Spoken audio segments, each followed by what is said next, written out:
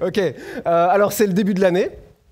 C'est le début de l'année, généralement, dans les débuts d'année, je ne sais pas si vous le faites, mais généralement, il y a cette tradition, on va un peu évaluer ce qui a été fait l'année d'avant, et on va un peu se projeter sur ce qui va être fait ou ce qu'on aimerait faire l'année qui suit.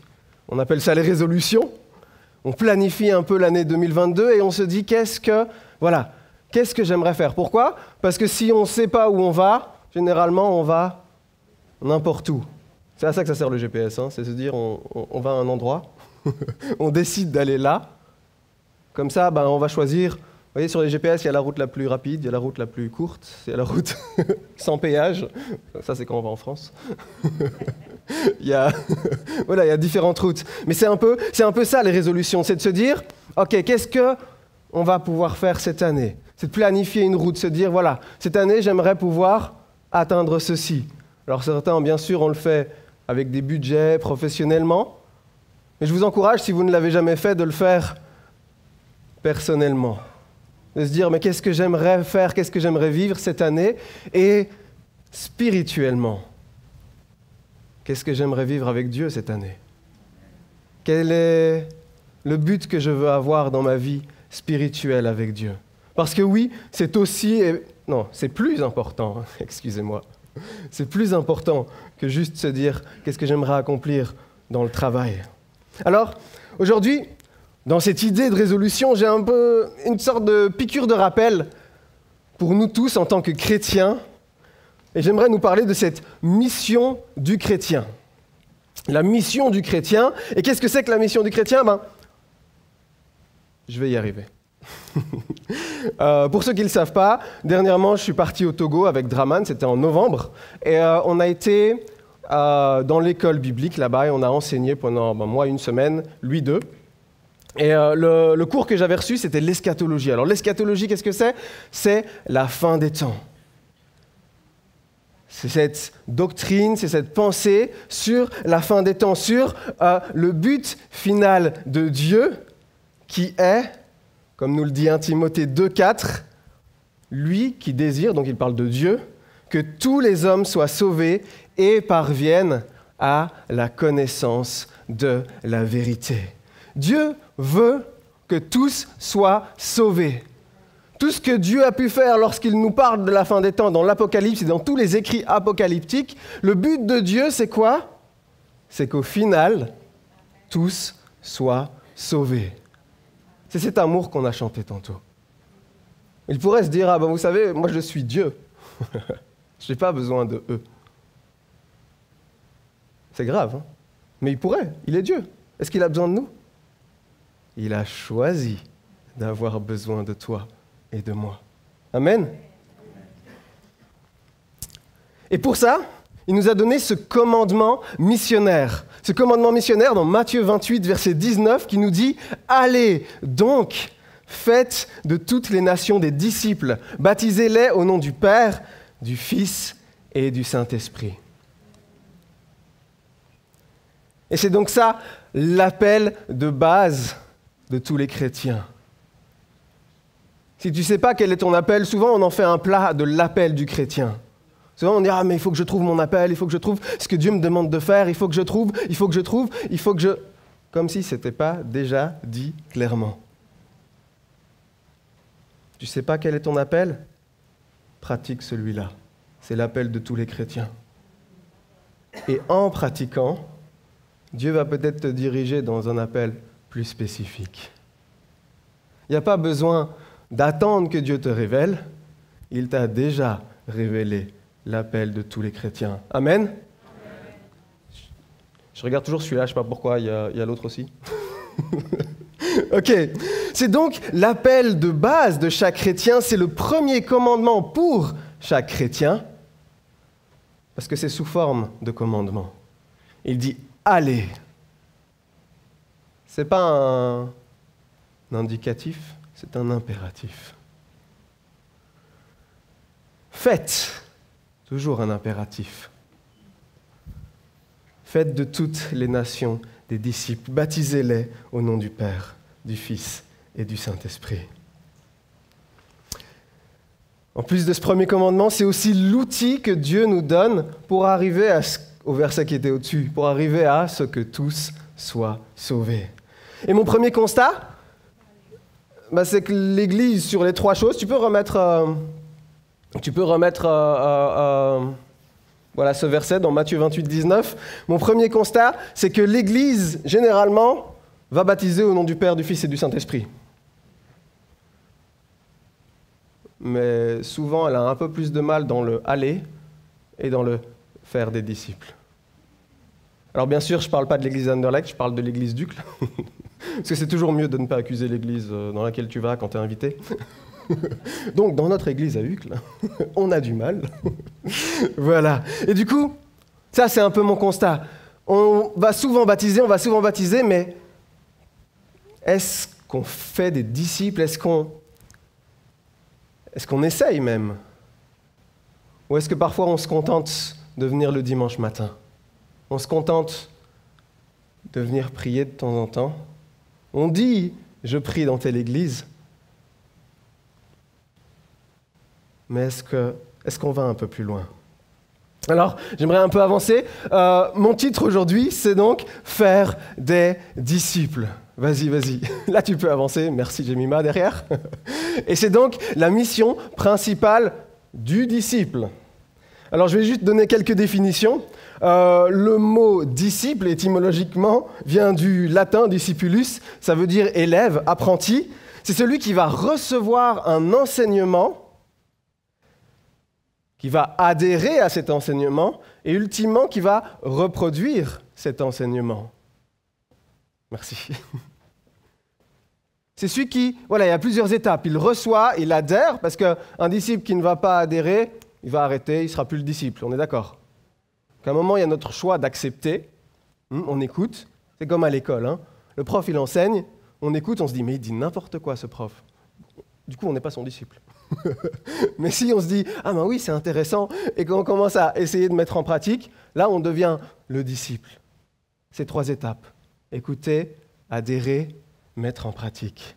Et ultimement, le disciple de Christ, ici, pour être un peu plus précis, est celui qui, ayant écouté les enseignements de Christ, va les mettre en pratique, suivre ses traces et lui ressembler. C'est celui qui accepte Jésus comme son Seigneur et Sauveur.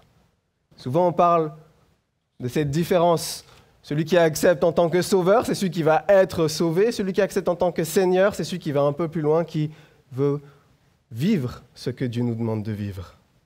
On l'a chanté, c'est la raison pour laquelle je vis, pour t'adorer mon Dieu. Et là, on en vient à un verset, Jean 4, verset 23, qui nous dit « Ce sont les adorateurs que le Père recherche, ceux qui l'adorent en esprit et en vérité. » Ceux qui l'adorent en esprit et en vérité, ce ne sont pas... Ce n'est pas que de chanter en disant « oui, je veux chanter, je veux penser ce que je chante ». Non, ça va un peu plus loin. Ça va dans le fait de mettre en pratique ce qu'il a dit. Un autre verset, 1 Samuel 15, verset 22, nous dit que l'obéissance vaut mieux que les sacrifices.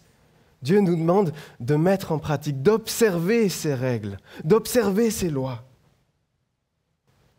Alors pour le discipulat maintenant, parce qu'on a parlé du disciple, cette personne, maintenant, on va parler du discipulat. Le discipulat, déjà, ce n'est pas dans le dictionnaire. Vous savez, en français, il y a des belgicismes. C'est des choses qui ne sont pas réellement dans le dictionnaire, mais qu'on dit en Belgique, qu'on ne dit pas en France, qu'on ne dit pas au Québec, qu'on ne dit pas en Suisse ou dans n'importe quel autre pays francophone, généralement en Afrique. Ce sont des langages spécifiques à la Belgique. Et bien ici, c'est un peu, le mot discipulat, c'est une sorte de protestantisme. C'est une sorte de patois de Canaan spécifique à nous, les protestants. C'est cette notion de faire des disciples. En gros, le discipulat, ce sont des disciples qui font des disciples. Ou c'est faire des disciples qui font des disciples qui font des disciples. Un verset, 2 Timothée 2,2. « Ce que tu as entendu de moi en présence de nombreux témoins, confie-le à des personnes fidèles qui soient capables de l'enseigner aussi à d'autres. » Ce verset m'a dernièrement choqué, parce que dans un verset qui ici fait 3 lignes, on a 4 générations de chrétiens. Paul, génération 1, va dire à Timothée, génération 2, de trouver des disciples, génération 3, qui seront capables de l'enseigner à d'autres disciples, génération 4. Et je ne parle même pas de celui qui a enseigné à Paul, qui serait génération 1, enfin génération 0, Jésus.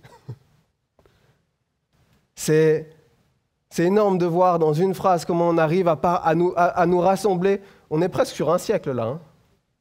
Une phrase nous parle d'un siècle, de 4 générations qui se croisent et qui, ensemble, vont travailler le caractère de chacun pour qu'on puisse tous pratiquer et devenir des disciples.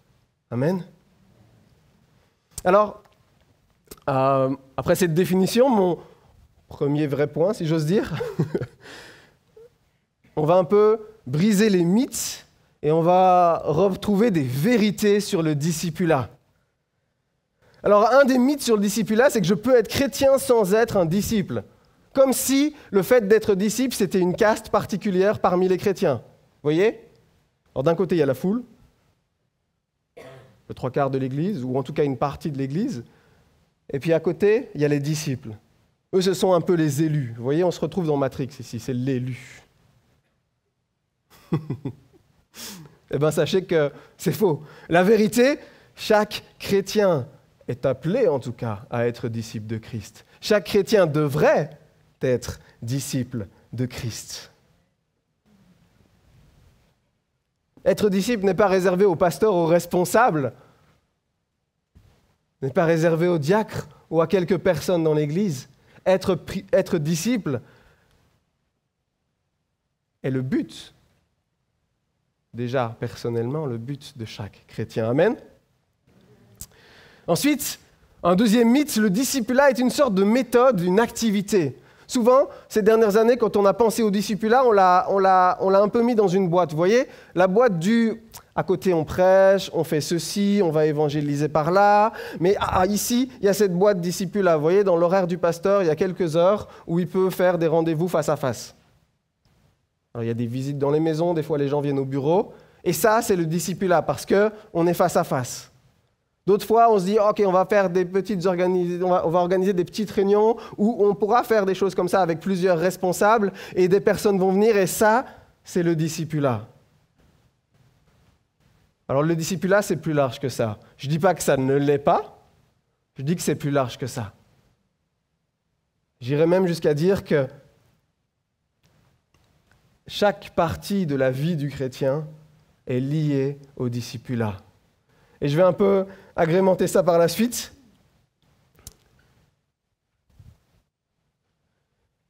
Mais chaque partie du chrétien, de la vie du chrétien, est liée au discipulat. Quelque chose qui va un peu dans ce sens-là, prêcher, ce n'est pas vraiment du discipulat. Ça, c'est un autre mythe. Et selon ce mythe-là, parce que quand on prêche devant tout le monde, on n'est pas un peu cette notion de 1 à 1, comme je le disais. Et cette notion de 1 à 1, si elle n'est pas là, on dit ça, c'est pas du discipulat. C'est faux. C'est faux. Si chaque partie de la vie du chrétien est du discipulat, la multiplication des disciples, parce que c'est de ça qu'on parle, lorsqu'on dit faire des disciples, elle a plusieurs visages. Et si elle passe aussi par quelque chose, une prédication ex cathedra un dimanche matin, tant mieux. Si elle a besoin de d'autres moments, plus seul à seul, tant mieux. S'il y a des moments où on doit être en groupe pour s'édifier les uns les autres, tant mieux. Le discipulat a plusieurs visages. Et dans chaque partie de la vie du chrétien, nous pouvons travailler le discipulat. C'est encore vague, peut-être si vous n'avez jamais entendu parler du discipulat, mais ne vous inquiétez pas, on avance, je vais vous en parler un peu plus. Le discipulat comprend ce que nous proclamons partout et en tout lieu en tant que chrétiens. Lorsqu'on parle de vie spirituelle, mais lorsqu'on vit, lorsqu'on agit aussi. Alors laissez-moi vous dire une vérité un peu résumée par rapport à, plus ces mythes, mais par rapport à cette vérité sur le discipulat. Chaque chrétien est concerné par le discipulat. Et j'ai envie de dire dans un sens et dans l'autre. Je vais m'expliquer. Dans un sens, parce qu'on a tous besoin d'une sorte de mentor, une personne qui sera référente, une personne qui pourra nous aider des conseils pour nous aider dans la vie. Et je sais que la plupart sont d'accord avec moi, j'espère que tout le monde est d'accord avec moi. Sans que cette personne contrôle notre vie, c'est intéressant d'avoir des personnes référentes qui vont nous aider, nous conseiller. On est d'accord? Ça, c'est dans un sens. Chaque chrétien est concerné par le discipulat dans ce sens-là. Si tu n'as pas de personne référente, trouve-en.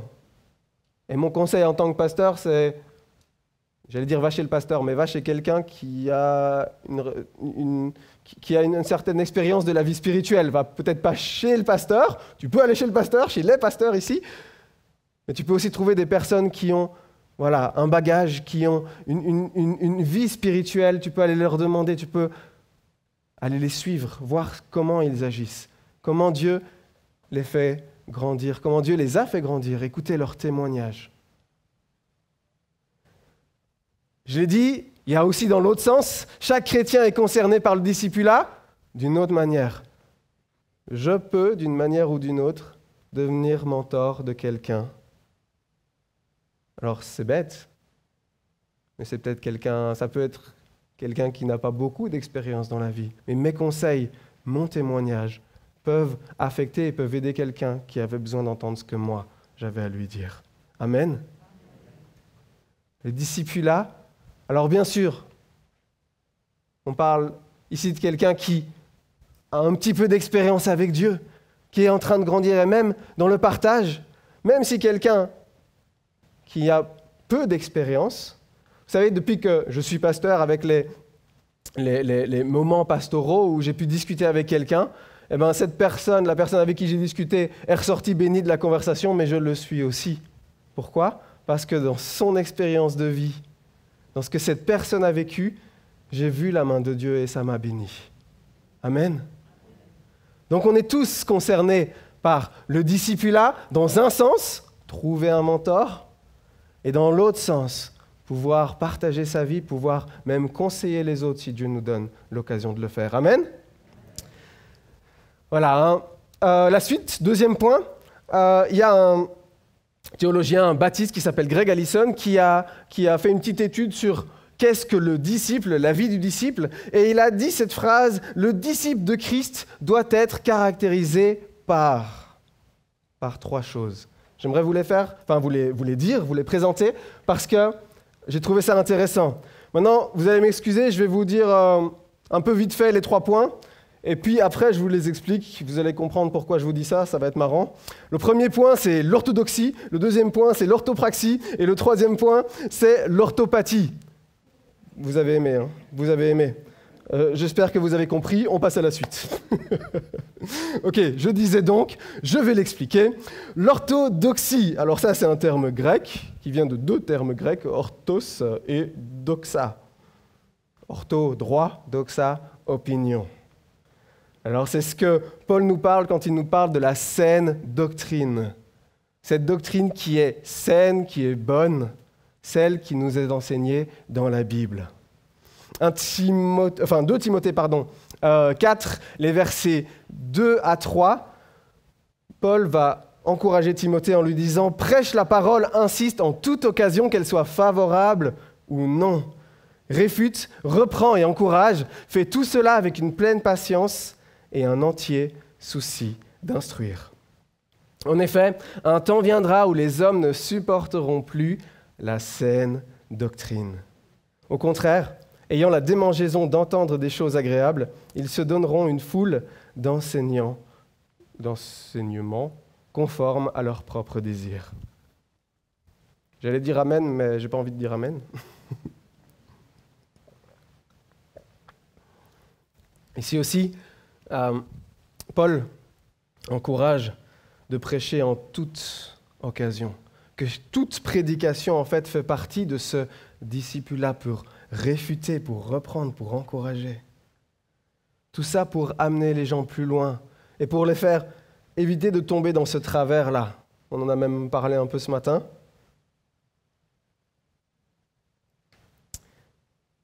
Le but dans l'Église et le but dans notre vie, c'est de quoi? C'est de prêcher la parole de Dieu et pas de prêcher une chimère de la parole de Dieu. Le but du chrétien, c'est de vivre selon la parole de Dieu et ne pas vivre selon une chimère. Alors vous savez ce que c'est une chimère, hein? Bon, à la base, c'est un animal mythologique grec. Non, pardon. Une chimère, c'est une version tronquée, une version déformée de la réalité. On est au départ du mensonge. Hein? On est d'accord, hein? Quand on déforme la réalité, ça s'appelle le mensonge. Même si, vous savez, légitimement, c'est pas vraiment un mensonge, j'ai omis de dire une partie. Non, lorsqu'on omet de dire une partie de la vérité, c'est déjà le début du mensonge.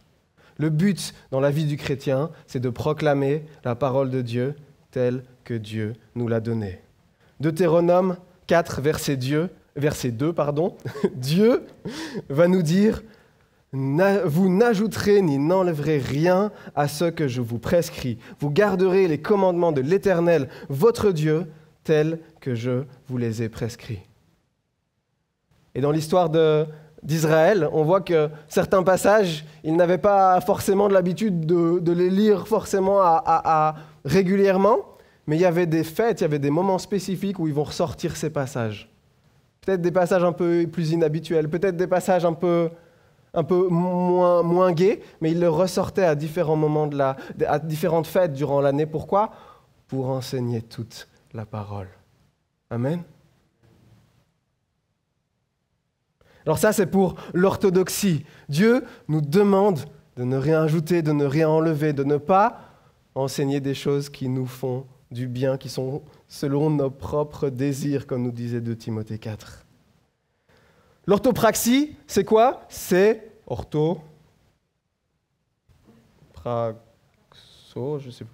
praxis, pardon, voilà. Donc c'est la bonne pratique. C'est le fait de mettre en pratique la bonne doctrine. Ok? On arrive dans la partie pratique.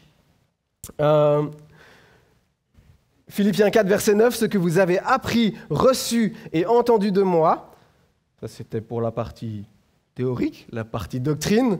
Ensuite, on arrive à la pratique. « Et ce que vous avez vu en moi, mettez-le en pratique. Et le Dieu de la paix sera avec vous. » Donc là, il y a vraiment ce message qui va mettre les deux ensemble. Il y a la partie théorique, il y a la partie de la doctrine. On veut que l'enseignement soit bon, mais on veut que la pratique, ce qu'on va en faire, soit bon aussi. Et Paul va vraiment mettre les deux choses ensemble. Lorsqu'il écrit à Timothée, dans 2 Timothée 3, verset 10, « De ton côté, tu as suivi de près mon enseignement, ma conduite, mes projets, ma foi, ma patience, mon amour, ma persévérance. » Ici, il parle une fois de son enseignement, et le reste, c'est quoi? C'est la pratique dans la vie réelle. On n'est plus dans... Il y a aussi ce qui se passe du haut de la chair, il y a aussi ce qui se passe dans les moments enseignement, mais le plus gros qui est dit ici, dans ce verset 2 Timothée 3, 10, « Ma conduite, mes projets, ma foi, ma patience, mon amour, ma persévérance. » Ça, c'est comment Paul se comportait, comment il vivait au jour le jour. Alors oui, bien sûr, Timothée, à ce moment-là, lui a été spécialement béni, c'était le disciple spécifique de Paul. Mais pourquoi ne serions-nous pas disciples à ce niveau-là, de voir et de rencontrer les gens dans leur vie réelle, et pas seulement dans une sorte de chimère de la vie réelle qui serait les 2 heures du culte du dimanche matin. Alors l'orthopraxie, c'est quoi? C'est de suivre l'exemple de Christ. 1 Corinthiens 11, verset 1 dit « Soyez mes imitateurs comme je le suis moi-même de Christ. » Et ici, on voit, j'ai mis messager versus modeleur. Le simple messager vient faire quoi? Il vient annoncer ce qu'il a annoncé. D'accord? Et il dit, voilà, et généralement, on peut penser aux héros du Moyen-Âge, on peut penser aux journalistes aujourd'hui qui nous disent, voici, il s'est passé ceci, il s'est passé cela, on va faire ceci, enfin, il y a ceci, cela, point. Le modeleur, il va plus loin. Le modeleur va plus loin, c'est celui qui veut essayer de modeler. On pense à l'image du potier. Lorsque Il y a cette image que Dieu est notre potier, Dieu veut nous modeler, Dieu veut nous donner une certaine forme, Dieu veut pouvoir nous aider à avancer, et nous équiper pour ce qu'il a prévu pour chacun d'entre nous. Et il fait quoi? Il veut nous modeler. Lorsqu'on est là et qu'on fait des disciples, on doit prendre cet exemple de ce potier. On doit pouvoir essayer de, sans forcer, mais modeler la vie des gens. Modeler la vie de ceux qui nous entourent, si ce n'est que par l'exemple de ma vie. J'espère que vous comprenez ce que je veux dire. On n'est pas dans du forcing, on n'est pas dans d'écraser la personnalité de l'autre pour en faire ce que moi je veux de lui. Non, non, pas du tout. On est dans... Voilà. Tu sais, ça... Franchement, je ne comprends pas pourquoi tu as fait ça. Je ne pense pas que ça t'aide. J'aimerais t'encourager à remettre en tout cas peut-être ça en question pour pouvoir passer au niveau supérieur. Maintenant, ça c'était génial, je t'encourage, continue. Ce que tu as fait là, c'était waouh. Et j'aimerais te bénir dans le nom de Dieu. Amen. Ça peut être aussi simple que ça, hein, juste ce qu'on voit. Ça peut être, mais bénissons-nous, encourageons-nous et reprenons, réfutons-nous de temps en temps aussi. Alors dernier point sur l'orthopraxie. Les disciples de Jésus ont non seulement eu ses enseignements, mais ils ont aussi suivi Jésus, la pratique.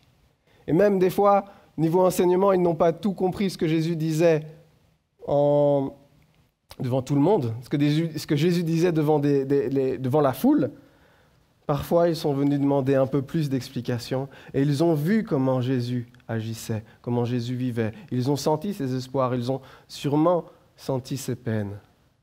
Amen. Nous devrions aussi être de ces disciples-là. Maintenant, dernier point par rapport à ça, dernier sous-point, l'orthopathie. Alors, pathie, en français, ça se retrouve par exemple dans le mot psychopathe, ça se retrouve dans le mot empathie. Et donc, les sentiments qui sont justes, qui sont droits. Des mauvais exemples, Jésus va critiquer les pharisiens, il va dire « Méfiez-vous du levain des pharisiens qui est l'hypocrisie ». Eux, qu'est-ce qu'ils faisaient? Ils enseignaient une sorte d'autodoxie, et même qui mettaient en pratique tout ce qu'ils savaient de la parole, tout ce qu'ils savaient de la Torah. Ils étaient dans l'orthodoxie, dans l'orthopraxie, mais les sentiments n'étaient pas au bon endroit. Leur levain, c'était quoi? C'était l'hypocrisie. Un mauvais exemple, Ananias et Saphira, qui ont vendu leur champ, qui sont venus vers les apôtres et qui ont dit « Voici tout l'argent de la vente du champ alors qu'ils avaient retiré une partie ». Ils étaient aussi, d'une certaine manière, dans l'ortho... Non, ils n'étaient pas dans l'orthopraxie parce qu'ils ont volé. Mais ils ont voulu paraître être dans l'orthopraxie. Ils ont dit « Oh là là, il faut mettre en commun ». Les disciples de la première église mettaient beaucoup de choses en commun. Ils sont venus, ils ont mis en commun, sauf qu'ils ont menti dans le lot. Et ça leur a été reproché. Un autre exemple qui est positif tout en étant négatif, et c'est peut-être ça qui nous ressemble le plus, David, qui est appelé l'homme selon le cœur de Dieu, c'est peut-être aussi celui dont il y a le plus de péchés écrits dans la Bible. Malgré tous ses péchés, il nous est rapporté comme étant l'homme selon le cœur de Dieu. Chaque fois qu'on le confrontait à son péché, qu'est-ce qu'il faisait? Il se repentait. 2 Samuel 12, verset 13, David dit à Nathan, « J'ai péché contre l'Éternel. » Et Nathan, le prophète de l'époque, lui répond, « L'Éternel pardonne ton péché, tu ne mourras point. » C'est chaud, hein? Mais c'est grâce à ça, confronté à son péché, David se repentait.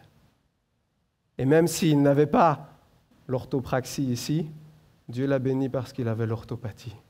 Ses sentiments étaient au bon endroit et il a réussi à s'humilier devant Dieu. Alors nous aussi, c'est mon encouragement que nous puissions dans tout ce que nous faisons le faire pour le Seigneur, comme nous dit Colossiens 3, 23, et non pour les hommes. Mon exemple, Mon prochain point, c'est un peu le point de la marche à suivre. Et cette marche à suivre, on le trouve dans 1 Thessaloniciens 5, les versets 11 à 22. Je n'ai pas mis le 12 et le 13, vous allez m'excuser. Je trouve que c'était... Voilà. Je ne renie pas les versets 12 et 13, mais je trouve que les versets 11, 14 à 22 étaient un peu plus par rapport à ce que je voulais dire. On commence avec le verset 11. « C'est pourquoi encouragez-vous les uns les autres, édifiez-vous mutuellement comme vous le faites déjà. » Et ça, c'est la base de la vie du disciple, celui qui, comme Jésus l'a demandé, veut faire des disciples. Pour faire des disciples les uns des autres, Dieu nous encourage, enfin ici, Paul nous encourage à nous encourager mutuellement et à nous édifier mutuellement. Je ne l'ai pas dit, mais cette prédication, c'est un peu le résumé des 5 derniers mois de ce que Dieu nous a enseigné à l'église d'Uccle, entre ce que j'ai apporté et ici, mutuellement, les uns les autres, c'était une prédication du pasteur Draman, que j'ai repris par la suite, mais voilà, c'était une de ses prédications au départ. La base de la vie du disciple, c'est de comprendre déjà que c'est dans l'Église. Et dans l'Église, on ne parle clairement pas du bâtiment. On parle du mutuellement, du les uns les autres. C'est dans le les uns les autres, c'est dans le vivre ensemble, parce que c'est de ça qu'il parle, que se trouve le disciple qui fait des disciples. On va un peu le développer, versets 14 à 22. Et d'ailleurs, dans ma Bible, j'étais un peu choqué parce que entre le verset 11 arrive à la conclusion du paragraphe d'au-dessus, d'accord ? Et après, il y a une sorte de titre en plus qui dit dernière recommandation, comme s'il avait fini son point principal et que maintenant il arrivait à quelque chose d'autre. C'était un peu la conclusion de son message. Vous voyez ? Une conclusion qui serait autre. Et moi, ce qui m'a choqué, c'est que je trouvais en fait, des versets 14 à 22, je trouvais un peu la définition, d'une certaine manière, de ce que c'était que s'encourager les uns les autres et s'édifier mutuellement. Alors, comprenons ça comme ça. Ce n'est pas genre la conclusion de son message comme si c'était une conclusion un peu autre. C'est vraiment la suite. C'est vraiment comment allons-nous nous édifier mutuellement, comment allons-nous nous encourager les uns les autres. Versets 14 à 22. Nous vous y invitons, frères et sœurs, avertissez ceux qui vivent dans le désordre. Réconfortez ceux qui sont abattus, soutenez le faible, faites preuve de patience envers tous. Alors déjà, là il parle à l'Église, d'accord ? Premier petit commentaire, il ne dit pas ça au pasteur. On avait lu dans Timothée qu'il disait « reprend, édifie, réfute ». Ici, il le dit « nous vous y invitons, frères et sœurs ». Donc il parle à toute l'Église. Et il dit c'est la place et c'est le rôle de chacun aussi de pouvoir nous avertir les uns les autres quand il y a des ordres. Nous soutenir les uns les autres, nous réconforter. Généralement ça va, mais généralement le avertissez-vous, le réfutez. Vous voyez la partie un peu difficile où on se dit ah ça on va laisser au pasteur parce que c'est le pasteur, ouais, c'est son rôle. C'est le premier, hein. On est d'accord, hein? C'est le premier. Alors, s'il y a une liste de choses que l'Église est censée faire, c'est lequel? Il arrive à quel ordre? Il arrive au premier, d'accord? Première chose qu'il dit, c'est « avertissez-vous les uns les autres ». Ça veut dire « reprenez-vous les uns les autres ». Ça veut dire « quand vous voyez quelqu'un dans l'erreur, ne le laissez pas faire ». Ça veut dire « n'attendez pas le pasteur ou les responsables ». Pourquoi? Parce que ce sont vos yeux qui l'ont vu. Peut-être que les pasteurs ne l'ont pas vu. C'est pas vrai? Alors encore une fois, pas ici dans cette église-ci, mais à Uccle. À Uccle, les gens ont parfois tendance d'attendre que le pasteur fasse certaines choses. Mais bien sûr, pas à Anderlecht. Je vous encourage à ne pas faire comme à Uccle. Je dis ça, c'est une formule, hein. Je n'accuse pas Uccle. Hein. Ok, verset 15, on reprend. Veillez à ce que personne ne rende à autrui le mal pour le mal, mais cherchez toujours le bien, soit entre vous, soit envers tous les hommes. Soyez toujours joyeux, priez sans cesse, exprimez votre reconnaissance en toutes circonstances, car c'est la volonté de Dieu pour vous en Jésus-Christ. N'éteignez pas l'esprit, ne méprisez pas les prophéties, examinez tout et retenez ce qui est bon. Abstenez-vous de toute forme de mal. Alors ces versets, pour moi, ça m'a réellement, je ne l'avais jamais compris comme ça, mais c'est vraiment la liste. C'est comme si Dieu faisait une liste de voici comment vous devez vous édifier mutuellement, vous encourager les uns les autres. Et pour rappel, la première chose qu'il dit n'est peut-être pas celle qu'on préfère, mais c'est une de celles qui est nécessaire pour nous amener plus loin en tant qu'Église, en tant que chrétien, en tant que disciple. Amen. Alors mon but ici, c'est un peu de démystifier le discipulat. Souvent, on en a fait quelque chose d'un peu inatteignable ou d'un peu restreint à quelque chose qu'on fait de temps en temps. On les a même parfois tellement restreints qu'on envoie des gens dans les écoles bibliques, vous voyez, qui sont un peu l'école de disciples, là où on en fait des gens bien qui suivent Jésus, comme si l'Église ne servait pas à ça au départ. Vous êtes d'accord avec moi? Souvent, c'est ça. Ah, celui-là, il est un peu bien. On va l'envoyer à l'école biblique parce que là, il sera formé. Et je suis tout à fait d'accord qu'on a besoin d'être formé. Mais commençons chez nous. Et commençons comment? Les uns les autres.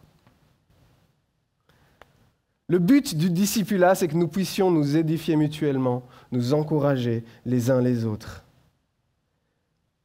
Alors là, vous êtes d'accord qu'on ne parle plus seulement de doctrine, mais on parle aussi, si on doit se reprendre dans la façon de vivre, si on doit réconforter ceux qui sont abattus, soutenir le faible, si on doit faire preuve de patience, qu'est-ce qu'on travaille? On travaille le caractère. On travaille la vie de tous les jours. On n'est plus entre les 4 murs de cette salle, enfin les 1, 2, 3, 4, 5... Elle n'est pas carrée, vous avez compris. On n'est plus dans ce bâtiment. On est dans l'église en dehors de l'église, le bâtiment. On est dans le « nous sommes l'église ». Alors pour revenir un peu à ce que je disais par rapport à l'eschatologie, donc à la fin des temps, le discipulat est eschatologique parce qu'il vise le but principal de Dieu, que tous soient sauvés. Et donc, la mission principale de l'Église, comme on l'a lu, elle est eschatologique, puisqu'on doit aller faire de chacun des disciples et les baptiser. Pourquoi? Pour que tous soient sauvés. Toujours d'accord avec moi?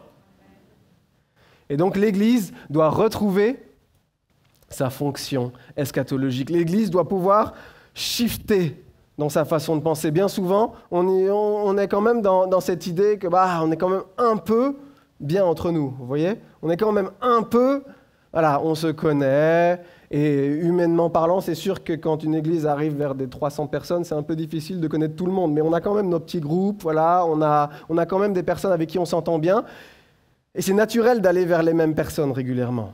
On est d'accord, on est tous humains.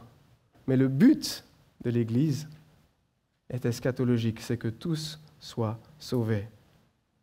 C'est de participer à ce que tous soient sauvés. Sa mission. L'avenir de l'Église, qu'est-ce que c'est? C'est que les vrais disciples vont être enlevés au ciel avec Dieu. Et c'est pour ça qu'on doit faire de toutes les nations des disciples. C'est pour que tous puissent être enlevés au ciel avec Dieu. Ça, c'est dans 1 Thessaloniciens 4, versets 16 à 17. Je vous encourage à le lire à la maison. Je vais un peu avancer. Le discipulat est si important aux yeux de Dieu. Le discipulat, c'est quoi? C'est cette mission donnée aux chrétiens de faire des chrétiens, ou pardon, aux disciples de faire des disciples. Et si le discipulat est si important aux yeux de Dieu, l'Église doit pouvoir aussi se réinventer en incluant le discipulat, en intégrant le discipulat. Vous savez, au début du Covid, et peut-être encore même que certains le disent aujourd'hui, mais on a souvent entendu « Ah là là, on n'aime pas ces restrictions, on n'aime pas tout ça. » C'était mieux l'Église avant. Qui a déjà entendu ce genre de phrase? C'est bien, je vois 3 personnes qui participent. Vous n'avez jamais entendu ce genre de phrase? C'est bien. Parce que laissez-moi vous dire que l'Église d'avant n'était pas parfaite. L'Église d'avant ne faisait pas forcément ce qu'elle avait à faire. Et on a un peu reçu une chance de pouvoir corriger ce qu'on faisait mal. Parce qu'avant, c'était parfois très difficile d'amener un changement. Là, on est dans une période de changement qui est un peu forcée. Et c'est peut-être dans cette période de changement forcé qu'on peut amener des bons changements, qu'on peut en profiter pour réformer ce qui ne va pas. Ça, c'est aussi dans notre ADN en tant que protestants. Les protestants sont nés d'une réforme. Sont nés de quoi? Sont nés de certains qui ont dit, vous savez, ce qu'on a vécu jusqu'ici, on ne veut pas le rejeter entièrement, parce que si on le rejette entièrement, on n'est plus dans la réforme. Ce qu'on a vécu jusqu'ici, il y a du bon, mais il y a aussi du mauvais. Et le mauvais, on veut s'en débarrasser. Et ça, c'est l'esprit de la réforme. Et les protestants ont ça dans leur ADN. Les protestants sont censés vivre dans une réforme. Et nous, en tant que pentecôtistes, on est aussi une autre réforme qui est arrivée un peu plus tard dans l'histoire. Des personnes qui se sont dit, mais en fait, la Bible nous parle de ça, mais nous ne le connaissons pas aujourd'hui. Nous voulons revivre ça aujourd'hui. Et c'est une autre réforme. Et pourquoi est-ce que dans cette période de Covid, Dieu ne nous amènerait pas à vivre encore une autre réforme pour revenir encore d'une autre manière à ce que l'Église primitive vivait? Amen. Alors mes suggestions, j'arrive vers la fin. Mes suggestions, c'est premièrement de nous rappeler, de nous enseigner que chaque chrétien est disciple de Christ. On est tous considérés comme des disciples, devrait tous penser au discipulat. Arrêtez de croire que, comme on disait dans les mythes, il y a différentes castes de chrétiens. Les petits chrétiens, puis après, là, il y a les disciples. C'est faux. Comme j'ai dit, chaque chrétien est concerné par le discipulat, dans un sens, dans l'autre. Alors, soyons vrais, arrêtons le poker face, comme on dit, du dimanche matin. Ça, c'est une des choses que je remarque le plus dans l'Église. C'est que tu peux avoir une conversation normale tant que tu n'es pas dans le bâtiment. Je ne sais pas si vous avez déjà remarqué ça. Après, on rentre dans le bâtiment et les gens qui vont mal, tout d'un coup, vont bien parce qu'on est dans le bâtiment de l'Église. Ça va? Oui, ça va très bien, très bien. Ma vie est horrible. Oui, ça c'est la vie réelle. Ça c'est ce qui se passe en dehors de l'Église. Mais le dimanche matin, tout va bien parce que tout doit aller bien, je suis chrétien. Alors excusez-moi de vous dire ça, c'est encore un des mythes de la vie du chrétien. Arrêtons, faisons tomber ce masque. Pour revenir à ce verset de Timothée qui a vécu tout ce que Paul a vécu, tu as suivi de près mon enseignement, ma conduite, mes projets, ma foi, ma patience, mon amour, ma persévérance. Vous croyez que Timothée n'a pas vu toutes les difficultés de Paul?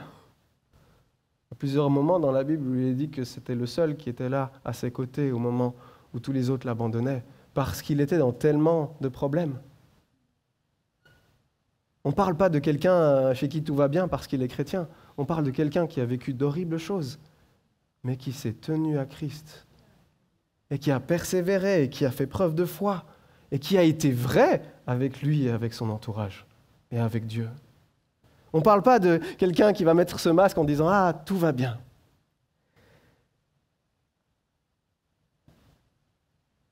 C'est seulement dans la vérité qu'on peut réellement avancer. Lorsqu'on se cache, lorsqu'on met ce manteau d'apparence, qu'est-ce qu'on fait? On enferme le problème et on croit qu'il disparaîtra. Non, un problème qui s'enferme, il grandit, il prend de plus en plus de place jusqu'à ce qu'il ait besoin d'exploser. Et c'est comme ça qu'on a souvent des désastres dans la vie de certains chrétiens. Pendant des années, j'ai cru que je devais être un bon chrétien et je n'ai pas adressé mes problèmes à Christ. Je n'ai pas adressé mes problèmes avec des personnes qui pouvaient m'aider, qui pouvaient me conseiller. Soyons vrais. Ma première suggestion, soyons vrais avec Dieu. Deuxième chose, édifions-nous mutuellement comme on l'a dit, mais édifions-nous comme on l'a lu, édifions-nous mutuellement. Un exemple, il y avait dans cette église où à un moment, ils ont réellement tout refait, un peu la structure de l'église, et ils ont donné ce rôle de mentor à chaque personne dans l'église, jusqu'aux enfants. Et cette petite fille de 10 ans, elle a reçu la responsabilité de 2 enfants plus jeunes. Avec les questions qu'elle avait reçues, elle a été demandée à son mentor des réponses, des questions, elle a cherché dans la Bible et elle a beaucoup plus grandi qu'avant, quand elle n'avait personne sous sa responsabilité. C'est bête, mais c'est magnifique. Un autre exemple, les groupes de maison. Je sais que vous en aviez ici, je ne sais pas si vous le refaites, voilà, si vous le faites encore.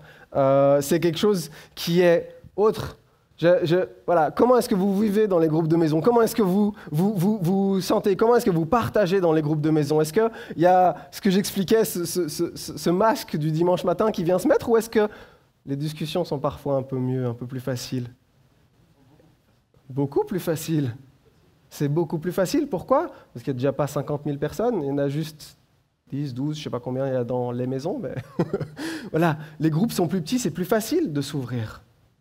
J'ai des amis en Angleterre, ils ont réellement tout changé. Ils avaient implanté une église il y a 3 ans. Pendant 1 an et demi, ça a été hyper la galère.